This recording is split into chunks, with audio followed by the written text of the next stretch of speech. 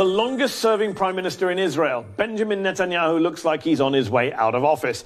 Netanyahu, of course, a hardliner who made racist remarks about Arab voters, faced political scandal after political scandal, and launched 3 bombing campaigns against Gaza, the most recent of which last month killed more than 60 Palestinian children. So anyone who gives a damn about human rights or international law won't be shedding any tears over Bibi's impending departure. But let's be clear. This guy looks set to be his replacement, and in many ways, he makes Netanyahu look like a Boy Scout. Yes, Naftali Bennett, leader of the tiny Yamina party, a multimillionaire ex-software guy, husband to a pastry chef, and son of American immigrants from San Francisco. But Bennett has a long history of anti-Palestinian bigotry and incitement to violence. He once told a Palestinian member of the Israeli parliament on live television, "When you were still swinging from trees, we had a Jewish state here." Charming.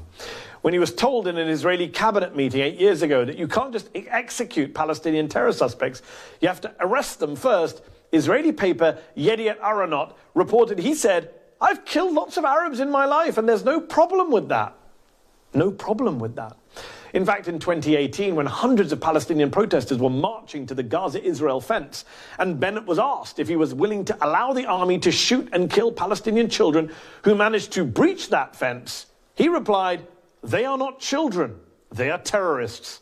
This is a politician who tried to ban members of an anti-war group of Israeli military veterans from speaking to high school students, who tried to ban a novel about a Muslim-Jewish romance.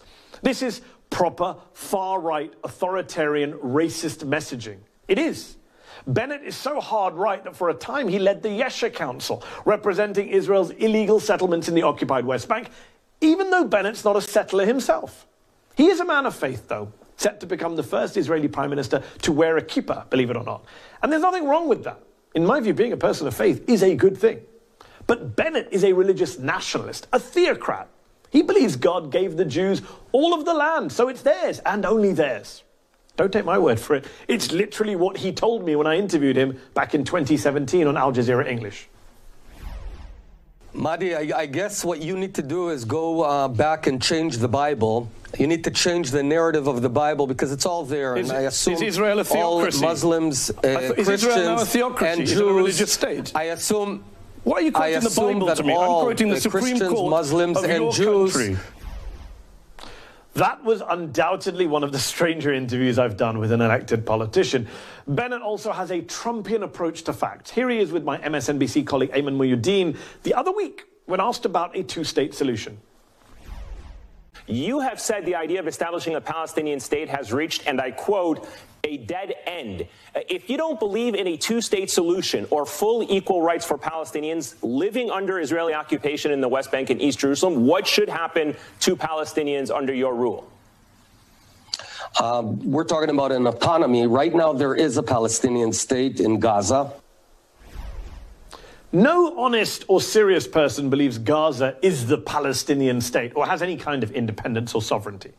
But this is who he is. Anti-peace, anti-two-state solution. This is a guy whose campaign ad once said, there are certain things that most of us understand will never happen. The Sopranos are not coming back for another season, and there will never be a peace plan with the Palestinians. This is a guy who told the New Yorker in 2013, I will do everything in my power to make sure they never get a state, referring to the Palestinians. So look, if you're a Palestinian in the occupied territories or an Israeli who genuinely believes in peace and equality, Bennett isn't just more of the same, he's worse. Worse even than Netanyahu in many ways. But there is perhaps a silver lining. For years, American liberals, the Democrats, have been able to avoid the issue of the occupation of the Palestinians by just pointing to Israeli leaders, even to Netanyahu, and saying, let's have a peace process. Let's have a two-state solution. That's what we all believe in. With Bennett, that dodge is no longer possible. The likely next Israeli prime minister does not believe in a Palestinian state, never has. So to America's liberal politicians, I say, what are you going to do about that?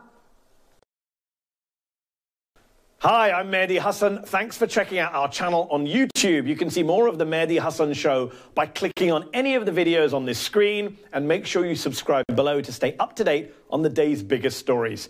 Thank you for watching.